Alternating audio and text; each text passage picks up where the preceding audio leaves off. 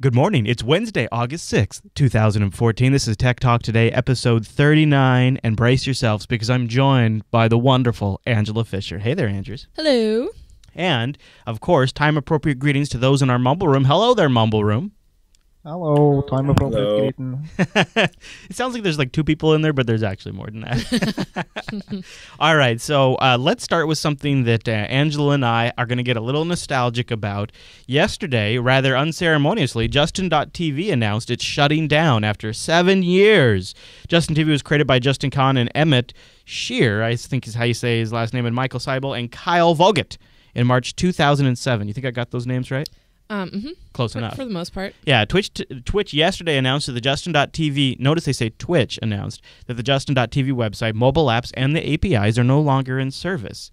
They say the simple reason is that they're rebranding and focusing on Twitch. So before we get all nostalgic, did you see their goodbye video? No. Do you want to watch a little bit of it? Sure. I'll play a bit of it. And at first I was like, oh, this is going to suck. And then I started watching and I started getting all kind of like sad and stuff. I guess this is my last video on Justin TV.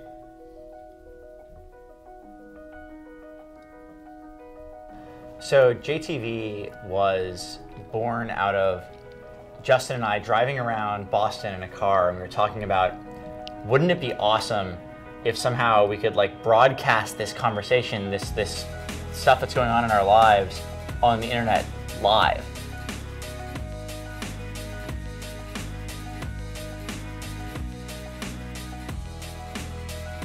March 19th was their first broadcast. Four crazy dudes decided to broadcast one of those crazy dudes, Justin Kahn's life, 24/7. It was Emmett, Michael, Kyle, and I trying to do our own live video broadcast. We called it a life cast. At the time, Justin was still wearing the head cam. It was just us in our apartment in North Beach trying to be entertaining.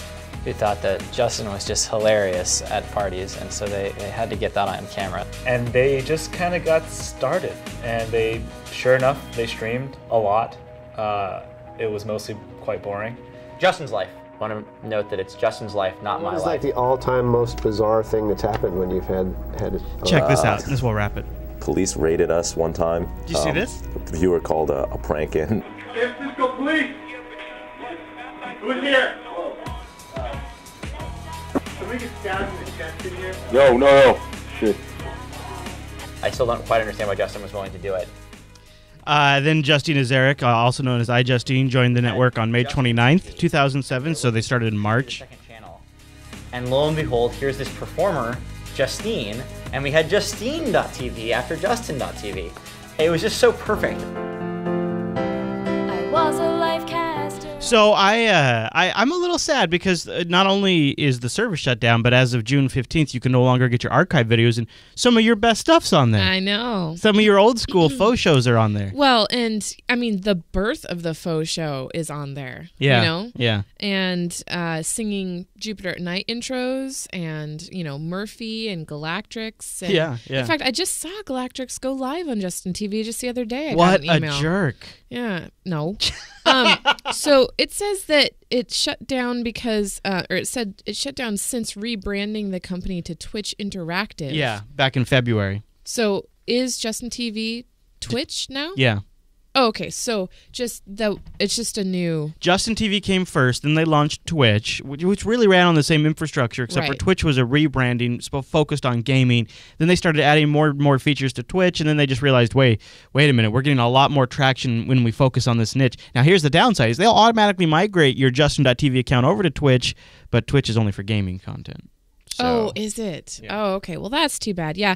When you were instant messaging me the other day, I could totally tell that you're going through the stages of grief. why? Just in what you said. Oh. It was just really interesting, seeing your comments about it. And, Well, it's kinda And I just sad. stayed quiet, and you just kept offering your little comments. Oh, I see. My little comments. Okay. But yeah, it is sad because it was a big part of our content Yeah. involving the community. Yeah. And it's also a reminder that these services that are around for a long time can just kind of go away immediately. Yeah, that's which is crazy. important to kind of keep in mind when you're using these things because, we had stuff up there. Even like PayPal. Yeah, I suppose. It could be taken away from you tomorrow, so don't keep a big balance in there. Or your Gmail. Yeah. all that kind of stuff. Well, All right. Yeah, that would suck. This is just a little FYI. We actually covered it a while ago on TechSnap, but it continues to be a problem for those of you who have a Synology NAS like Angela and I do at the house. This is a bad one, too. It's a new attack on Synologies that is, if you're familiar with crypto-locker, the malware that was spreading to Windows PC that would encrypt your data and then hold it ransom for bitcoins. Well, Synolocker is sort of the same thing. It is spreading between internet-connected Synology NAS boxes, like ours, exactly like ours at home, which runs Linux on there. And if you don't update the Linux installation, there could be vulnerabilities. And so it is infecting people's little file server NAS boxes at home, encrypting their data, and then holding it for ransom. I kind of like this. What? Yeah, I think this is kind of cool. What are you talking about? I know. Wow. Somebody is a genius. Yeah. So, and because Bitcoin is so anonymous and what's the word? Decentralized? Well, just like untrackable. Yeah, I mean, So as long as you're whoever's- careful. Whoever's doing it, like you can't track that address to somebody. Right. Like, so they're getting that payment. And then is it actually unlocking or is Yeah, there I another- think so. I think Okay. it does, yeah. Interesting. Now, there is already a patch out, and we have a link to that in the show notes. Here's the error message you get. All important files on this NAS have been encrypted using strong cryptography. And then you have to deposit 0.6 bitcoins to get access to the encrypted files. I don't know, though. I mean, because I guess this is a problem I'm kind of harping on lately is you buy these devices like routers and these Synology or these type of NAS boxes, and then you just let them sit there, and you don't update them. Well, yeah, we have to be more responsible. I guess. I don't know. I mean, Mumble Room. Anybody in the Mumble Room really religious about updating their routers every single time an update comes out? Come on, be honest. Is anybody in this room doing that? Wait for it. I'm not. Yeah. I'm not. No. I run pfSense, and I still don't update it Boys? as regularly as I should. Boys, you have homework tonight. Go patch your ass, everybody. And this kind of is disturbing because this audience is more technically inclined than most people. Right. And we don't update. Yeah. Right. So why should the layman? Yeah, Peacemaker in the chat room says that I'm not proud of it, but I think my router was updated once I bought it, maybe a couple of years ago, maybe a few years ago. Wow. Yeah, that's how it is for us. Now, I do, because we have a pfSense box, I'm slightly more better about updates because I followed in the news. More better. I'm slightly more better, just slightly more better. Yeah. Well, we should just all have this list of everything that we need to check and what frequency, and it would Maybe. just dedicate a wall to it. Because that's how much stuff that we... I feel like it could be... Now, everybody's going to of course. But don't you almost think like this could be an app? Like, you get an app, it scans your network, and it uses like the MAC address to say, okay, you've got a Linksys router. Totally. Put your information in here. And then it could send you push notifications to say, hey, Linksys has issued an update. Here's a push notification. I think that could be a thing. I'm just saying. You know what? I'm just an idea guy. Somebody go out there and take it. You can kick us back a little something, something. Speaking of mobile, Sprint is abandoning their bid for T-Mobile. Did you know Sprint and T-Mobile were thinking about hooking up? No. Yeah, and so they're the third and fourth wireless carriers in the U.S., and the idea was that maybe they'd merge up and have a baby. And this is coming... This is sort of at the rumor stage right now, but it looks like Sprint's owner SoftBank has been talking about buying T-Mobile and has now decided because of the regulatory situation in the U.S., it's going to bail. I'm a little bummed about this. Now, if you remember, AT&T tried to buy T-Mobile itself back in 2011, but it gave up, also in the face of opposition from the Justice Department and the FCC. I wasn't a fan of AT&T merging with Sprint. I am a fan with Sprint and T-Mobes getting together and making a Sprint T-Mobes baby. I thought that would have been a good compromise, but it looks like it's not to happen. Also, kind of related, looks like Sprint is about to kick out their CEO and name Brightstar's Marcelo Calera. Okay. Yeah. They plan to name him because he's also Brightstar's also owned by SoftBank. So they're going to take that CEO from Brightstar and move it over to Sprint. Interesting. Yeah. Do you know there's a Cricket store over by the Safeway and the kids' old daycare? I did not know that. Yeah, like a whole Cricket mobile store. They have enough money. I know. That seems right? That seems like they don't. It seems like an as seen on TV, like rickety, which is kind of funny, rickety crickety. Yeah, it's bizarre. Andrews, I know this next story deeply impacted you at a core level, kept you up for nights and nights and nights. A couple of weeks ago, there was some research done on iOS about backdoors in iOS that were there, Apple says, for debugging, but this researcher, Jonathan Zardinsky, says, well, look, they could also be used by foreign governments to get information, like, bypass encryption, stuff like that. The latest version of iOS 8, the latest beta just shipped, and Jonathan Zardinsky went to his blog to say, hey, good news. It looks like there's actually some progress.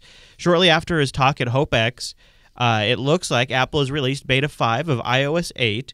Apple's fixes are clearly a work in progress, he says, but a lot of his security concerns have been addressed. He goes on to say that the number of threat models involving from government spying are reduced now. And since they turned off PCAP, which is the packet capture thing, and they also removed all ability to access the services over Wi-Fi, regardless if you're coming from a trusted computer now. However, he goes on to say Apple would be wise to add additional protections to ensure that sensitive data is protected in cases involving data at rest and physical security. He says it wouldn't take much work from Apple. If they did this, all they would need to do is change the way the file relay service works, which he says Apple claims is for diagnostic purposes, but it still provides too much data if you have physical access to the iPhone. Also, the house arrest service needs to be patched so it doesn't allow sandbox access while the device is locked.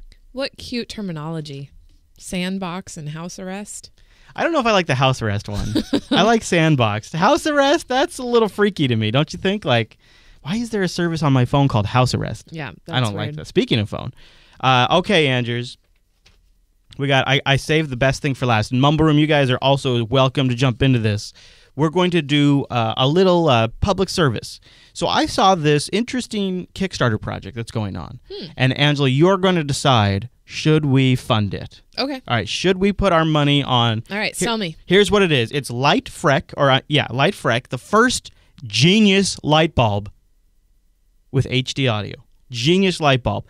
At the time of this recording, 256 backers. 32,000 of their 50,000 goal with 28 days left to go.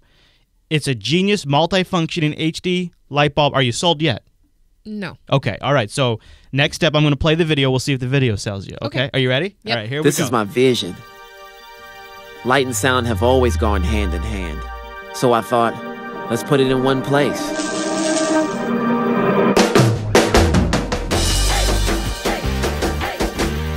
All right, so we got a spinning light in this video so far. I'm Devin, founder Devin. of Light Freak. Light Freak is a Bluetooth light bulb with built-in HD audio. Devin brought us an idea. He wanted to put a speaker into a light bulb. We thought that was brilliant. The major difficulty was fitting all of it into such a tiny little package. You have to be able to put enough light and you have to be able to put enough sound that doesn't sound too tinny, doesn't sound too muffled. The voice. All right, are you grokking it so far? Should we keep going? Yeah. Or should you want me to keep going? To sound clear, we wanted it to have as much bass as we could possibly put into it. but still sound You like great. bass, Andrews.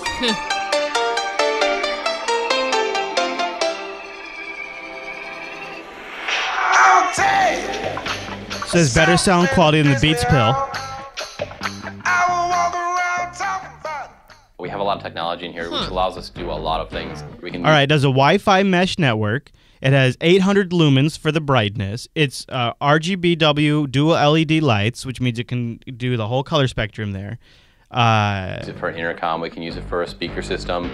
So imagine this. Okay, picture this. You play music out of your cell phone like 100 times a day for the kids and stuff. You could have one of these in the living room and maybe one in the kitchen or something like that, and it would just show up on your phone as a speaker option, and you just select it, and then the music would be going through that. No wires, and it'd just be sitting like on the counter. And colorful. Yeah. Now, would this help with like my volume levels on the faux show? Like you could say, Ange, I always want that light to be green. I don't know what sets the colors. Okay. Maybe we'll play it. We'll see. Change the light temperature and the light color. It does notifications. It can wake you up in the morning. It's just packed with technology. Oh, that's interesting too. Is it can change color? Like if you have like a tweet or a Facebook mention, the light can turn a certain color. So if you're just walking around, you'll see the light's red. So disco party in Rakai's room. No kidding. And features. And I'd like to give you a demonstration. Here you go. A little commercial. Light Freak works in tandem with your smart device, allowing you to get visual notifications. Wow, because we need more notifications. I know. More. Receive notifications throughout your that. home or office, no matter where your device is located. The included app allows you to set different colors for notifications. You'll know. See, now in this one, that's just a light bulb and a lamp. I'm just going to stop working on this guy's mouth so I can check my phone. What's Seriously. important before you get up and walk to your smart device. Light Freak provides mood lighting and sound that's Hi, baby. perfect for personal or commercial use. Here we go, like sweetie. dinner at home or a nice restaurant. And its compact design Hey, allows that's it to kinda fit cool, in any actually. standard size light fixture. Wait a minute. Now, hold on. Think about that. Wow, It goes in any light fixture, and it's also a speaker. That is cool. I didn't know that it was like that. One of the neatest features of this light is you can put it into party mode. Party mode. So you put a few of these in a room and it really lights up the room and makes it feel like a dance floor. I knew it. I knew it. In Rakai's room, it would totally. Every notification. Your would lights just, wake up when you enter a room and go to sleep when you leave. So your Hold on. I'm sorry for people who are not enjoying this, but I really need to watch the party mode part again because that guy party modes across the screen. Okay, watch. Features of this light is you can put it into party mode. Party mode. So you put a few of these into a room and it really lights up the room and makes it feel like a dance floor. Your lights wake up when you enter a room and go to sleep when you leave. So your lights effectively follow you throughout your home. This applies to your HD audio as well, making Light Freak hands-free, HD energy audio. efficient, and easy to use. So whether you choose to keep it simple or use the many features available, Light Freak is up to task. Light free. It's time to get Light Freak in everybody's home and business. We've got some great rewards for our backers, and I know together we can make this happen. Thanks for your support. Okay. So what do you think, Andrew? Is this something that Tech Talk Today should back? Because if we do it, we should back one so we get one on the show and then we can review it. But if you say it's bogus, we don't back it. Is that one of the options? Do they provide you with one if they meet their goal? Oh, yeah, sure. Oh, yeah. You got to jump in at a certain level, though. Well, are you sure? Do you know for a fact? Because people aren't getting solar freaking roadways. Well, when look, they Light Freak, you buy they won't charge you if they don't ship. You receive one Light Freak to go along with the free Light Sweet. Freak app. It's Nice. $70 at that level. Huh. Would- Okay. would you- I agree with Juicy Brain. How can you not participate in something that has party mode? Yeah, I do got to agree. It kind of sold me with party mode. And I would like to try one out. It would make a great follow-up Tech Talk Today or Orfo show. OFO show. Okay, all right. Then we will back it. We will back it at the because the early bird's all gone. So we'll back it at the next available level. And if it goes through, we'll give you guys an update. And if it doesn't go through, well, that will also be kind of funny. It probably will if it's hit more than half the goal. It has party this mode. Fast. It has party mode. You Now know, look, at the beginning, can you play the beginning again? I was totally waiting for Gangster's Paradise to start up. it's a raw demo. Look at that. There's a raw demo. That's cool. So we'll also have a link, by the way, to the Kickstarter if you guys want to watch this or check it out. Oh, yeah, here we go. Light and sound have always gone hand in hand. So I thought, let's put it in one place.